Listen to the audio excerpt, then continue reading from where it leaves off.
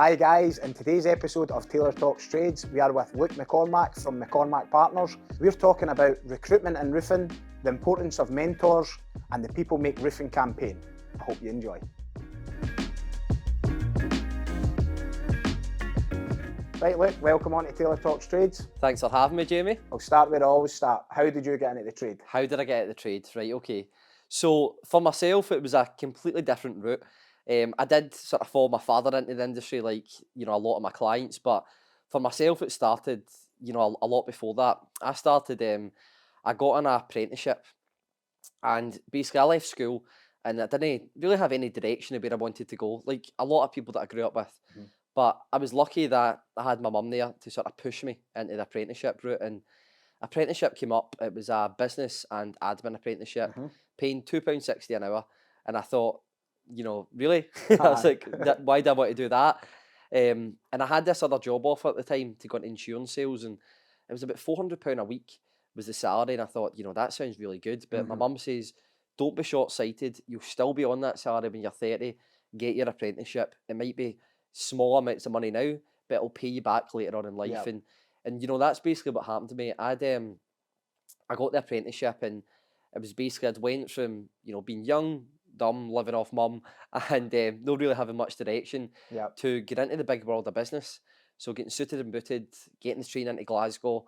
I went into this business that had like 300-400 staff, and very quickly I started to see how business worked, how all the departments mess with each other, how the cogs of the machines worked basically. Yep. And for me, like getting that suit on, getting the train into Glasgow, walking into the business, and dealing with clients from a very early stage, it was amazing for me, and the life experience that it gave me, it was priceless. Yep. And I think a lot of people, they turn their nose up to an apprenticeship because of the money, but honestly it comes back to you tenfold later down the line. So I got this apprenticeship where I was learning all about customer service, business development, key account management, learning business acumen, which you don't really have that when you're just sort of out of school. Do you know what I mean? You're a bit rough around the edges, which I definitely was. So that sort of smoothed me out a bit. And working in that business, I was in there for about 3 years, making £2.60 an hour, and I then had an opportunity to move on. So I got an offer from the biggest travel management company in the world. They own like TGI Fridays, Radisson Blue, and the benefits package was like the yellow pages, right? It was amazing. But then I got offered a meeting with a guy that my dad knew. He was a recruiter, and he knew somebody that was setting up a recruitment business. So I went and met them, and they offered me the job on the spot. And the offer was like £4,000 lower than the travel management company. The benefits package didn't exist. And I came back for that interview, and I just had fire in my belly about it. I was so excited. And my dad sort of said to me, go for the safe route, like take the big benefits package, the big company. But my mum could see that I had fire in my belly about the startup. So that's what I'd done. I took the startup route and joined this recruitment company. So for myself, like I'd worked in a big business where I seen how all the cogs of the machine worked, but then I went into a startup where I seen the daily grit of what it takes to get a startup off the ground. So I was like the youngest person in the business, and from day one it was thrown in the deep end, on the phones, speaking to business owners, speaking to candidates, and getting these companies and candidates connected with each other. So for myself, like I fell in love with that. I done that for a few years. I had like my own division doing technical recruitment, and basically from there, like I learned so much in terms of I wasn't given really any training or development, but I was given a platform to realise that I can do this myself. And looking back to that time, like there's so much to learn from it. Like for example, when I failed my driving test, one of the owners spoke to him on the phone, and he was like, "Don't worry about it. It's fine. You'll get it next time." Compassionate. The next guy was like, "Oh, geez, I'll see you in the office." And my heart dropped, right? And looking back, that makes me realise, the difference of being a tyrant or being compassionate. So I learned so much from that. And then from there, that's where I went on to start my first recruitment business. So it was basically just... See, just before we go to that, what was the things that, so see along that journey, like you were obviously right into it head on, kind of from the beginning, what was like, what were you doing any types of like personal growth or reading books or anything to kind of because you were in quite a what seems like a really adult environment, and kind of like you were right into the hustle bustle on the train, and then obviously into this next one. Was there anything that was? Aye, so I was like always like really into personal development. Yep. So when I was getting the train into work, I was reading my Tony Robbins book, Mhm. which just like really opened my mind up and made me think, I can do whatever I set my mind to. And I had like a vision board of where I wanted to get to, Yep. affirmations, meditation, all this stuff. And for me, I get a lot of sort of it was almost like a self-image I was given because I became a business consultant Mhm. and I was dealing with people that needed help to grow their business. So I was thrown right in the front lines where I'm speaking to guys, they're showing me their full business, Yep. the gaps that they've got, the people that they need, and they're relying on me to get to that next stage. Mhm. So for me, it was I was in the office at 8, working to 6, then I was up the road and I was planning my business development list for the next day, planning the candidates that I'd phoned for the next Mhm. day. So probably the thing that I learned the most in that time was, that if you can set yourself goals, manage yourself, and go hell for leather 100% in, Yep. it'll come back to you. Yep. And It's good advice, actually. yeah, and I think that for anyone that's in that position, that it's not about the job that you're in, Mhm. it's about where you're going. And I Mhm. always done so much more than what the job asked for Yeah. me. I was always going over and above, and You were it's becoming somebody else, even though it was £2.60 an hour. I bet the suit you were wearing in there didn't make you look like you were £2.60 an hour, and the attitude that you were having. So that's a credit to you for the mindset and just having that resiliency. Like this isn't actually who I am. It's just this is one of the stepping stones. Yeah, Good. absolutely. And I was happy to be who I was, like Mhm. I loved the job. And a lot of my friends that I grew up with, none of them had anything like that. Um, some of them had got into a trade, which was quite lucky for them, Yep. but some of them had nothing, or they were still in that sort of vicious cycle of poverty that you know how that goes. Yep. So for myself, like I felt as if I'd sort of broken out of it. Mhm. Mhm. A lot of the people that left where I come from in a suit, they were probably got to court, whereas I was actually going to build my career, Yep. Yep. and because I'd seen my dad, he had a good career in sales Mhm. in the roofing industry. I'd always sort of thought, right, he's always coming home, he's got a new car, new Yep. clients, new house, and I Yep. thought, I can do that. Mhm. So that kind of pushed me down to that route. And I think always for school, I was always got to do something in business. It was just sort of in my blood a wee bit. Yep. Yep. So that's what sort of pushed me through the startup. And then you started up on your own after that point, after the startup one you were involved with. You got the Aye. hunger there. And then, So basically what happened was that, like I said, I was coming in at like 8 o'clock in the morning, staying at 8 o'clock at night. Mhm. And the people that owned the business, they didn't really have a vision for the future of the business or where it was going. Yep. And I was already, I had all this energy and I was career focused and I wanted to get to that next level. And there was just none of that coming from them. It was almost as if that we were just there to pay their wages almost. Mhm. And that sort of gave me a bit of resentment. I thought, I could maybe do this myself, but I was scared to do it. I didn't have the confidence. And it was a few of my friends that I was speaking to at the weekend.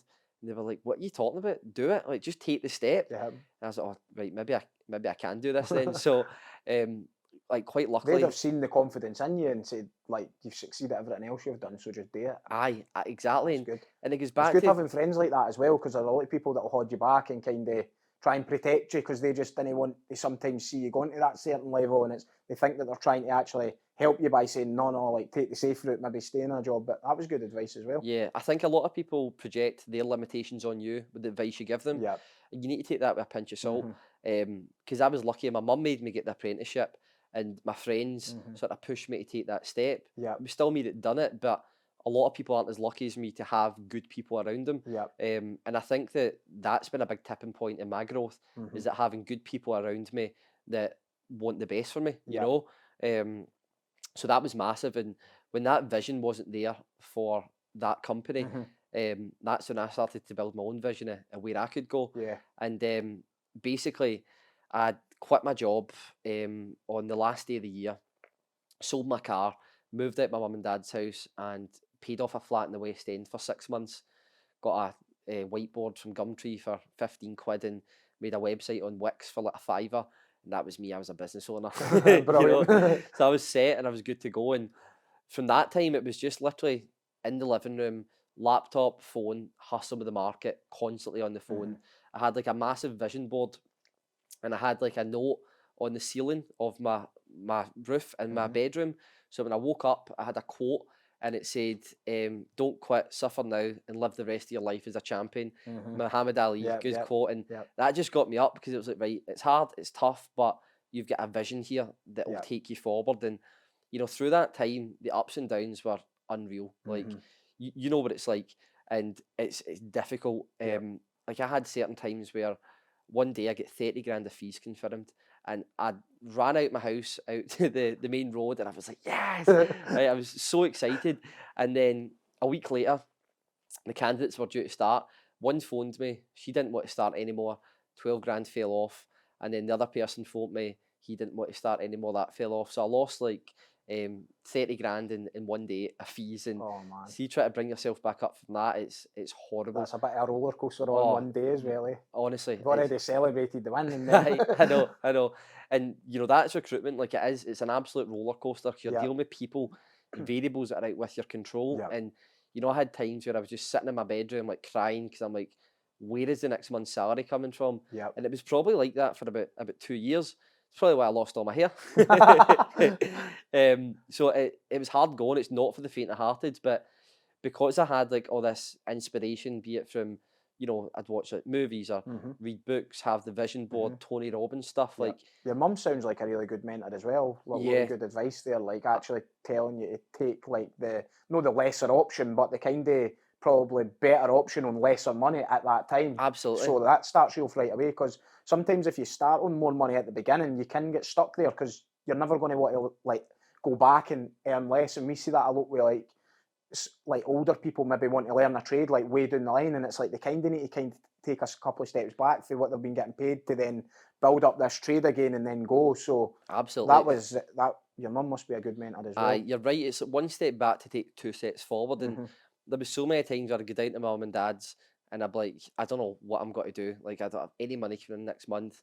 And my mum wouldn't be stressed out about it. She'd be like, look, you say this every month, and it always works out. Yep. Just keep moving forward. Yep. And that was a good bit of advice. It was just keep pushing me. Yep. And that's where it grew. So it was some start, and it could have went Pete Tong at any time, but I think that the pressure, the stress, there was nothing that sort of differentiated me from anyone else other than I didn't give up. And I could have so many times, Yep. but see, by just not giving up, showing that resilience and keep moving forward, Yep. that is really what got me to where I am today, and will continue to sort of push me forward as That's well. So powerful. I think just, there's a quote that my old boss used to say, and it said that hard work beats talent when talent doesn't work hard.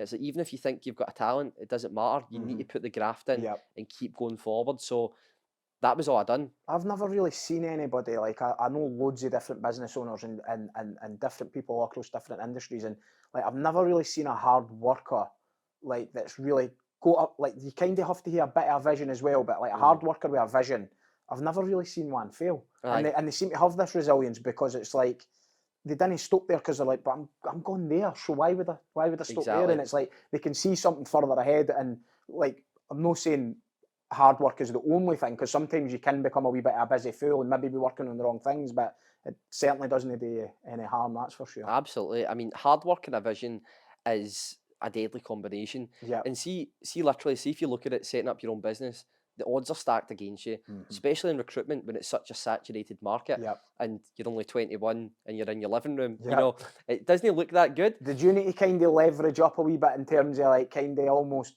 was there ever that sort of imposter syndrome kind of bit, or were you just like, I'm not caring I'm in the living room, it's just... I was like... probably the opposite. So like when I had it and I had my own business card that said I was a director, that just inflated my self-image and my ego as well. Brilliant. My ego as well. So that kind of, I'm on the phone to MDs at 21 telling them what's right. And really looking back with hindsight now, that the ego is good because it can drive you, but it can also be bad as well. Yeah. So as I've matured and I've grown, I've taken the ego down a notch, Yeah. and I've still got that energy. But I think what you're saying about the vision, that when all the odds are stacked against you, if you're just pushing through all the crap every day, you're going to just burn out. Whereas when you've got that sort of compelling vision to pull you forward, it almost pulls you through all that crap, and it makes it so much easier. So there was the vision, there was definitely a lot of ego there, which thankfully the people around me have taken that out of me as I've got older. Was there any other mentors or anything like that? Aye, so I've actually, my entire journey, there's always been mentors there. So the first sort of mentor that I had was a woman called Zoe Hamilton, and I was at one of these events. It was like the power of your mind unleashed or something like that. And I was speaking You up. laugh because everybody's got a bit of like a kind of stigma against it, but it's like it does work as well. Oh, absolutely. And it's like you laugh because it's like, and that's what I was going to actually ask you on that as well. Sorry, but like, see, were you actually saying that and putting it out there about having the vision board? It's like I've got a vision board as well, but I didn't tell many people about it. And it's almost because you're just like, people give you some funny looks, but it depends who you're speaking to. Well, so when you said it to me, I was like quite delighted to hear it. No, the only mad one with like all these things up on a vision board. But sorry, back to Zoe. So Zoe, so I was at this thing. It was Unleash the Power of Your Mind or something. And I was speaking up quite a lot at it. And Zoe came over to me and she said, I'm actually set up as a mentor. I'd love to mentor you. And Zoe had moved to the UK from Ireland when there was like bombings and everything going on. Like she'd been through a lot. She set up her own recruitment business, and Zoe was a recruitment person. She was a psychologist. She was an investor. Like she is amazing. And for me in the early stages, Zoe was just a sounding board to let me know that I was going the right direction. There wasn't there was a lot of wisdom that I was taught. You know, there was certain people that I was going to business with, and she was like, you know, you shouldn't just stick to yourself. You don't need anyone else. Keep going forward. And Zoe was just, you know, amazing for me is that sort of sounding board and just giving me advice to help me sort of keep going. But after Zoe, the sort of first mentor that came after Zoe was David Broom. But I'll tell you a bit about David because he came in after McCormack Partners was started and I actually started myself. So basically, when I'd quit my job, sold my car, moved out mum and dad's house, got the flat in the West End, and Recruitment Scotland was born, and I was hustling with the market. Zoe was there, and then after a few years, it got to the stage where it was like, right, this has got to become a real business now. So McCormack Partners was then born. And the name McCormack Partners comes from my family, because my father, he had worked in the roofing industry his entire life. He had his contracting business, and then he went on to do specification sales. So he went to work for like Bowder, SIG, Alumask, and you know, he was always like taking materials home. Like from my bedroom window, there was a green roof on the garage. Then we had that Welsh slate on the roof, and it was, I just always thought it was really interesting. The people that he brought home from the industry, architects, like guys in main contractors, roofing contractors, the amount of people that I got to meet, it was so intriguing to me. He got to go to Athens, Greece. He specified the flat roof on the Scottish Parliament. Wow. He took me to show me that, and he was beaming with pride. And you know, off the back of that, me, my mum and my dad, we moved into a bigger house. We went on holidays to Florida. So for myself, that I knew so much about this roofing industry, and I had a recruitment business, and I wanted the business to be different from the majority of other recruitment companies. I wanted it to be ethical, knowledgeable, a specialist in a sector. So I hired my mum because my mum had worked in recruitment. She was degree qualified, and I could trust her. And by having dealings, trying to hire staff and stuff, I realised that, you know, trust is the most important aspect in business.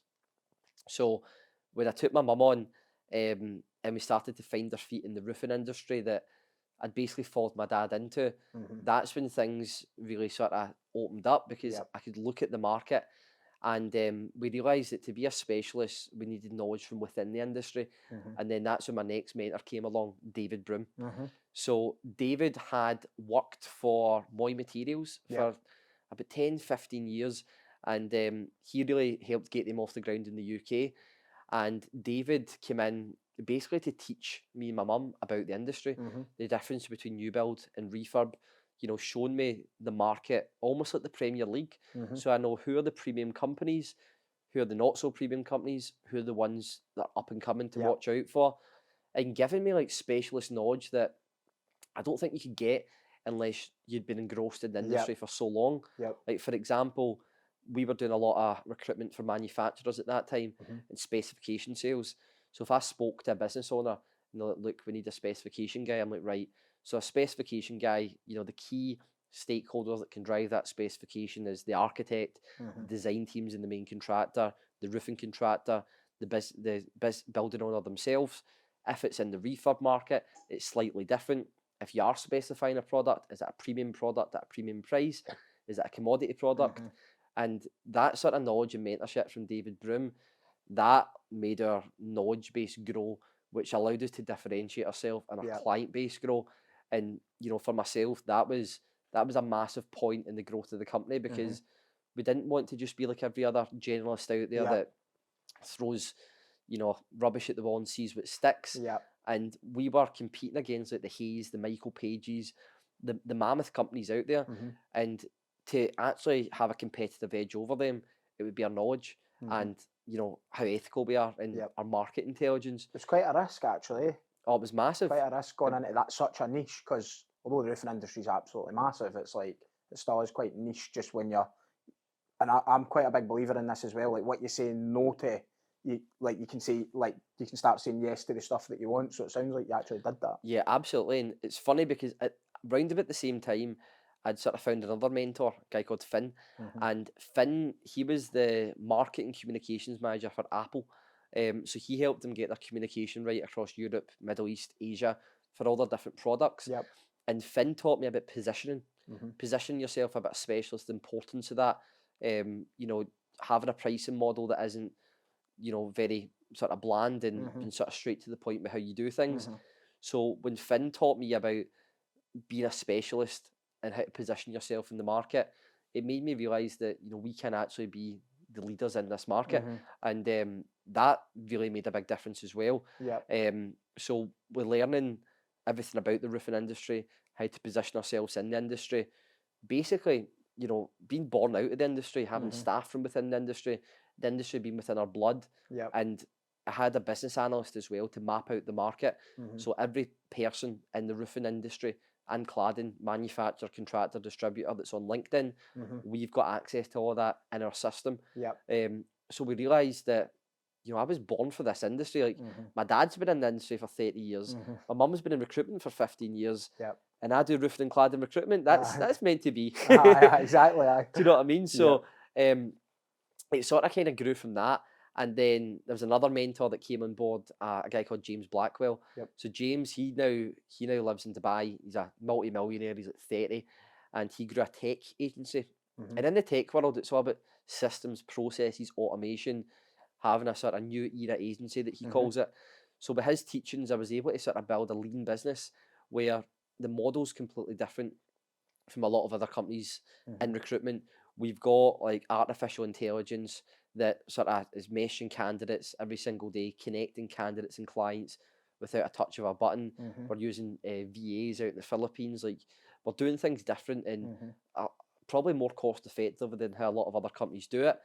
And it's funny because when I just started out in business, I was listening to podcasts and everything.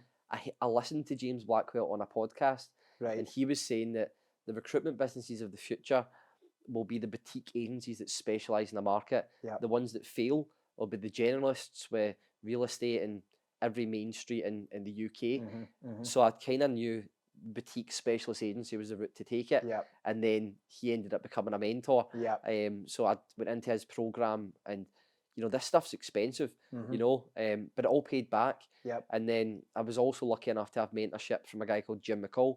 So Jim is one of the only billionaires in the UK. And basically, there was an event on, the life story of Jim McCall, and I get the email through, and I was like, I'm going to go to that. And I did. And I said to myself the night before, I says, I'm going to get a meeting with Jim McCall. And I went in there. Did you have it on the vision board? I was in my mind, the vision was there. And see, when I went in, I was a bit late in. So I was sitting at the very front, and who was I sitting next to? Jim McCall. It was always going to happen. So it was crazy. And I've had tons of meetings with Jim since that point, but Jim's teachings was basically two things. He says that you need to have a compelling vision for where the business is going to go. He's showing me his vision board for how he was going to get his businesses to turn over 1 billion and become like the market leader in oil production in the world. Wow. Obviously not on that level, but for myself, that Jim sort of hit home. You need to have a vision that everybody's behind, not just the business owner, but every other person in the business. And they said as well that if you want to have a great company, you need to hire great people. Mm-hmm. So off the back of Jim's teachings, it was about making the vision for everyone to get behind, being a specialist, being ethical, giving back to the industry, doing more, Mm-hmm. and bringing people that sort of replicate the vision, the Yeah. values, and the energy levels. Mm-hmm. So the teachings from all the mentors have, it's been fundamental in the Shaped growth it of the a bit business. as well. Yep. From my mum, my dad, David Broom, Zoe, Finn, James Blackwell, Jim McCall. Mm-hmm. I mean, even Brian. So Brian was one of my good friends. He was a graduate English teacher, Mm-hmm. and as the business was growing, I was like, Brian, you need to get involved in this. And Brian had been reading all these books about success, marketing, business, Yep. but he didn't have anybody to apply it because he was a teacher. Yep. So he came onto the business, and you know, people have got different opinions about hiring your friends, but Brian coming on, it was almost like I was the visionary and he became like the integrator, Mm-hmm. integrating all these processes and systems and, Yep. and marketing. And Brian's now grown into being like a key part of the business. Mm-hmm. He's got key accounts, and for other people that have come into the business, he's sort of been like the example that we're Mm-hmm. trying to set. And Mm-hmm. you know, learning a lot off Brian as well, and bouncing ideas off each other in terms of marketing, sales, and Yep. basically taking all the teachings that we've both learned and putting it together to Yep. grow the business. So McCormack Partners, for me, it's my journey to build a specialist agency with good people around me, Mm-hmm. and good clients, and it's a good place. When I actually say it like that, it's you know, it's quite wild like Yep. how good it's became. Yep. I was driving. Especially from the living room to that, you know, Aye, and just I know. pushing through. Absolutely. I mean, and I think that coming into the roofing industry, like I was driving down to a Christmas night out in Manchester last week there, and my mum was in the car with me. One of my best friends was there. I was going to meet my non-exec director, who's one of my Mm-hmm. friends, and you know, we were invited to that Christmas night out, but it just sort of hit home how welcoming the industry is and Yep. how much we were able to be part of it. Yep. When we were at the NFRC event in London, you know, you become part of this industry. Mm-hmm. Mm-hmm. And I suppose I sort of had seen that, like when my dad worked at Bowder, I went to the Bowder Family Day, Yep. and I was like, this isn't, you know, this isn't the stereotypes that people think it is. This is a great industry. Mm-hmm. So, I mean, fast forwarding from there, McCormack Partners is now grown to where we are now. Mm-hmm. We're the only company in the UK that recruits exclusively in the roofing and cladding sector. Mm-hmm. And there's other companies that obviously recruit in our sector, but they're generalists. They Yep. specialise in construction, which is, you know, such a wide remit Mm-hmm. that specialised in roofing and cladding, you know yourself, Yep. the intricacies that come with it. Mm-hmm. You're looking for a slate and tiling contracts manager, you get given a plasterboard guy, a Uh, flat roofing guy, or a liquids guy, or an industrial roofing Yep. guy. It just doesn't work. So Yep. having that knowledge and differentiating ourselves, that has catapulted us.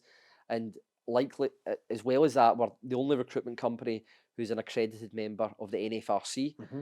I'm the only recruitment person who's in the Institute of Roofing. Yep. We've got a partnership with Roofing Today, where we've got our own exclusive jobs Mm-hmm. page. And I think going back to what I was saying about being ethical as well, I've sort of made a point to get my face out there in the Yep. industry. I've been in the front cover of Roofing Today, Yep. putting out a lot of articles. Mm-hmm. And the reason for that is that I know that there is trust issues with recruitment Mm-hmm. companies because it doesn't take much to be a recruitment company. A lot of them aren't ethical. They don't have knowledge of the sector. And I know how incestuous an industry this is. And we both know that bad news travels longer and further than good news. Yep. So by putting myself out there, it's to let people know that we're here to stay. Mm-hmm. We're not trying to hide away. Mm-hmm. We've got our clients' best interests at heart, and we're here to do a good job. Yep. So that's basically the strategies behind sort of growing the business. Mm-hmm. And in that time, we've recruited for, you know, global market leaders, manufacturers. We've helped contractors sort of triple the size of their business. We've worked for sort of smaller companies and bigger companies, and we've basically recruited for contractors. We'll recruit everything from site manager level and up. So Mm-hmm.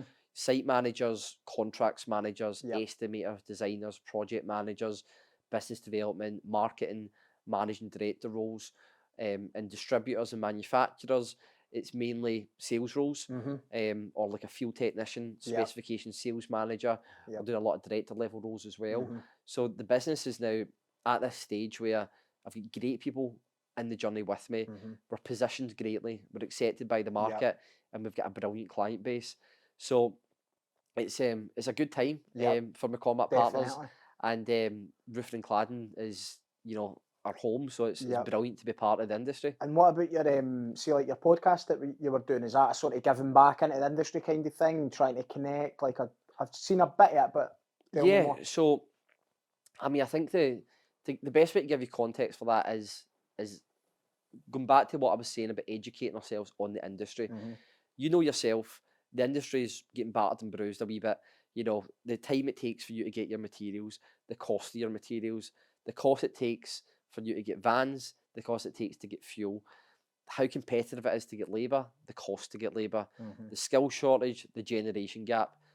There's a lot of issues that is affecting the growth of the industry. And I think the NFRC report said that 77% of roofing contractors are struggling to grow their business because they don't have access to the specialist staff as and when they need them. For myself, I think that the biggest issue that's affecting the future growth of the industry is the negative stigmas that surround it. People think roofing career. I recruit in the roofing industry. They think I recruit for roofers. They think that a career in roofing is being on a roof on a cold and wet day, banging slates and tiles in. They think it's a dirty job. They think it's a dead-end job. And I think that there's a disconnect somewhere in the education system that people don't know the opportunities that roofing can give. And there's bad stigmas surrounding it. And I don't know if that's the education system's fault. They don't really have the budgets to bring in sort of key people of the roofing industry to be ambassadors of it. They end up getting the stereotypes that we're trying to get away from. I don't know if it's the industry's fault for not having a central hub where you can learn everything about the industry, money can be made, career paths, learn from people in the industry. But there's a big problem there, and I think it starts at school level, because getting a trade seen as last resort, and then from people out with the industry, it's not really seen as glamorous. So for me, people make roofing. That's our way I try to combat the issues that are affecting the industry, such as the skill shortage, the generation gap, and to bring in the sort of future leaders of tomorrow. So what we've done with People Make Roofing is we've made a platform where we've invited sort of key characters from the industry to shine a light on them and let their story be heard. See what their journey's been to Exactly. to educate along the way, to say it's no just you're up a wet rainy roof or whatever and in the freezing cold. It makes sense. And if you are there, it doesn't end there. It's not the end. Exactly. It's good to have that background knowledge and take that further afield. Like, it probably would serve you well down the line, actually maybe having the apprenticeship or having the actual hands-on knowledge. But like you said, it shouldn't stop there. Exactly. It really shouldn't. And I mean, I just interviewed a guy 2 days ago, Terry Kavanagh, the MD of Mac Roofing. He started as a labourer and he's now MD of a business that turns over nearly 70 million. Phil Perry started as a labourer, got to CEO of a contracting business turning over just over 50 million. People like Claire Fenton was brought up in a council estate. She then ended up owning her own design firm and then went on to build sort of innovative systems and be the CEO of the Metal Roofing and Cladding Manufacturers Association. People like Sarah Spink that, again, Sarah started from humble beginnings. She's now the CEO of the LRWA. There's so many people that started from the bottom or humble beginnings and have risen very quickly to big positions in this industry. So when I've met these people through the years, and I want this to be known, this is the campaign's way of doing it. So it doesn't just shine a light on the key people of the industry. It actually shows how they got to that level, the career path that they took, how quick it was. We're showing the money that can be made, because there's more money can be made in roofing than there is in, leaving to go into a call centre, insurance, more money than what teachers make, what nurses make. A lot of the so-called respected members of society in the roofing industry, you can make a lot more money than them. And I think that the younger generation, people from out with the industry, they don't know about that. And when they think about roofing, they think about a roofer. They don't think that somebody had to design that roof to make sure it was installed correctly on that building and it looked good. Somebody had to actually, create that from nothing, that roof. They don't think that somebody had to estimate how many people, how much material it's got to take to build that roof together. Somebody's got to need to contracts manage the construction of that roof. They've got to bring on a team of people, make sure the health and safety is right, mentor, guide the younger guys, keep the client happy, take them round it. Somebody had to market that roof for somebody to want to buy it in the first place. Somebody had to specify that roof to an architect to get him to put that roof on. You know, somebody had to be responsible for the logistics of how that roof is going to get from where it's getting manufactured to site. And, you know, there's companies in the UK that are putting roofs on in Norway, Denmark, all over the world. There's roofs that are getting done on, you know, churches, Facebook buildings, the Rolls-Royce factory. Yeah. There's so much that needs to get done. It's exciting when you see it all like that. Do you know? Absolutely, absolutely, and that's what I see. So for my my sort of campaign, it's to shine a light on this and to show that it's not just a roofer. And if it is a roofer, that's fine, because you can make a lot more money. You can have stability. You can have career progression. You know, you can see all these projects. You can travel over the UK, and you know, you can provide for your family off the back of it. So I think there's so many good points that don't get championed. Oh, definitely. So I've taken my platform of being on the front lines, because I'm speaking to basically every staff member of roofing companies, owners, contractors and manufacturers every day. And I'm actually connecting all this and thinking there's something that we can do here. So as well as explaining the roles, showcasing the people, showing the career paths and the money that can get made, I think having that central hub, it can be used to educate employment engagement officers at schools, colleges and unis to show them, share this as an option. It can be showed to parents so that they maybe aren't scared of wee Jimmy being up in a roof. What if he falls? It's, well, you know, what if he doesn't? There's a lot more here. And as well as that, like people from within the industry, a lot of people that are roofers, they probably don't know that if they've got a knack for design, that there's no barriers of entry for them to get into a design role, because they've been there and they've seen how it's installed. And if their mind works that way, they could get into that route. They just need a company with a mentor to take them through. So a lot of people don't know about the average salaries, the career paths and where they can go. So it's basically trying to give back to the industry that has given me so much. You know, I wouldn't be where I am today if I didn't specialise in the roofing industry. Like my dad travelling the world, taking us to Florida, getting a bigger house, that came from the roofing industry. Even David Broom, you know, our non-exec director, he was in local authority planning before he got his break in the roofing industry. Now he's doing things in financial services. So if you come to the roofing industry, it's not going to be dead end. It can take you to other industries, and it can give you so much more than you've ever dreamed of. So it's my way of giving back to an industry that's given me so much, but not just these specialist roles, Jamie, because going back to what I said about apprenticeships, that was the tipping point in my life, getting that apprenticeship. And where I grew up on the outskirts of Glasgow, like the outskirts of Glasgow represents 50% of the most deprived areas in the UK. And in that sort of poverty, the social ills that come from that, be it drug abuse, selling drugs, depression, suicide, people being murdered, murderers, jail. I've seen all of that with people that I grew up alongside. And I sometimes think that if I could go back and I could say to them, listen, you're maybe not going to go to uni, maybe academically advanced isn't your thing, but see if you get onto this site and you graft, and if it is cool to put on some Under Armour, see at the end of it, you can go into all these different careers. And even compared to uni as well, that a lot of people go to uni and by the time that they're finished, they're in debt and they don't really have that much working experience. They can't get a job in the industry they want because they don't have the working experience. They can't get a lower end job because they're deemed as overqualified. They're sort of in purgatory. And through the campaign, like I've interviewed people like Stuart Wills, for example, who by the time that he'd completed his apprenticeship and had 2 years in the industry, he'd earned about 100 grand. He'd bought his own house, bought his own car, seen the world, and he was set. Whereas a lot of his friends that went to uni, they were in debt. They didn't have a career and they didn't know what to do. So for me, it's trying to, these sort of kids that get lost into poverty, I think they say there's like 40,000 a year that just go into nothing.